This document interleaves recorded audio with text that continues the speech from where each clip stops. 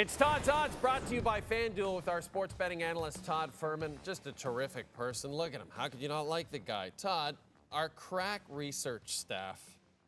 That was very weird. Our crack research staff, Todd, which is one person, Hound Dog Harrison.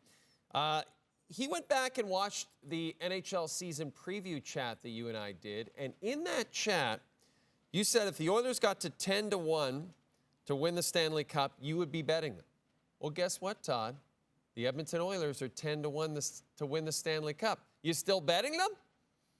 Well, Jay, first off, I feel bad for Hound Dog because he had to go back in time and watch us ramble with preseason predictions. So I am glad that he has got that much free time available to try and go back and see what we got wrong, see what we got right, and it typically falls in the former category more often than not. But yes, I'm in on the Oilers at this current price. This number has drifted out amid the late season struggles for the Oilers, but they haven't played with their full complement of weapons. We haven't seen Leon Draisaitl 100%, Connor McDavid 100%, Matthias Ekholm, Stuart Skinner. The list goes on and on.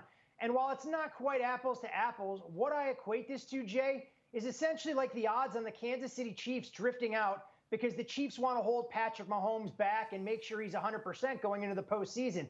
This Oilers team played a lot of high leverage minutes last year, coming up just short against the Florida Panthers.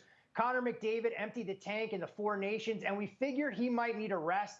Maybe this is exactly what the doctor ordered to allow for a mental reset of sorts, and I still think the Oilers are going to be a very difficult out. I have no problems backing the boys from Oil Country at 10-1 to win the Cup. How about a 50-1 team, the St. Louis Blues, who just had that 12-game win streak snapped on Monday by the Jets? They are pretty much a lock to make the playoffs at this point. They are, as I mentioned, 50-1 to win the Stanley Cup.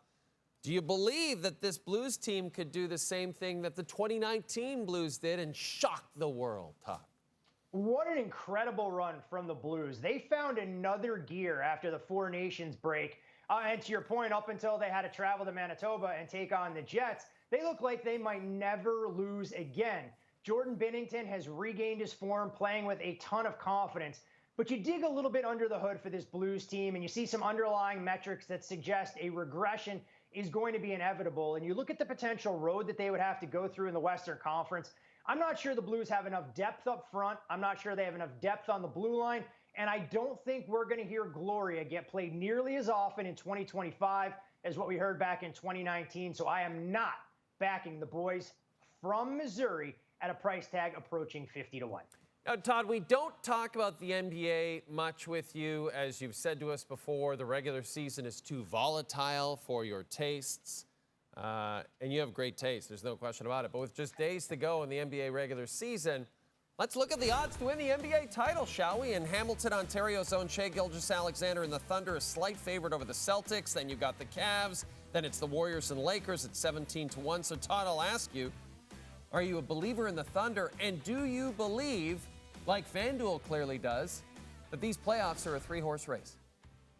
Well, volatile is one way to describe the NBA regular season, but we can look at the East, Jay, and it is two teams that I think are on a crash course to play one another in the Eastern Conference Finals, in the Boston Celtics and the Cleveland Cavaliers. I'm not telling our viewers anything they don't already know, but in my opinion, the West is a lot more wide open than some of those numbers suggest. Sure, Oklahoma City is a very worthy favorite. What they've been able to accomplish is nothing short of incredible. And we thought, for all intents and purposes, they'd have an opportunity to flirt with 70 regular season wins. But the one thing that the Thunder have been able to hang their hat on during the regular season is depth. They just come at you in waves. That's not something you need in spades in the postseason because teams get such an extended break in the early rounds. You get 97 media timeouts during the course of just 48 minutes. And I think when you go through the pecking order in the West, it's all about star power. We saw the Lakers take care of business against OKC once. We saw them hang tight until Luka Doncic was given an early exit for a technical foul that has since been rescinded. So I think the Lakers are a tough out. The Golden State Warriors won't go down quietly. The Minnesota Timberwolves, the Clippers. I think the Western Conference is ripe with intrigue, and I'm not running to the window to try and back Oklahoma City at such short prices. I think the West is where you'll find a little bit of opportunity and upside. Unfortunately, though, I don't have any exposure to any of those teams and have not bet any of them just yet to try and win the Larry O'Brien Trophy. Yeah, that's why it's important for me to let Todd know as we say goodbye to him after another terrific edition of Todd's Odds that The NBA play-in tournament begins next Tuesday. That's when Todd here can start caring about the association. Thanks, buddy. Always a pleasure, Jay.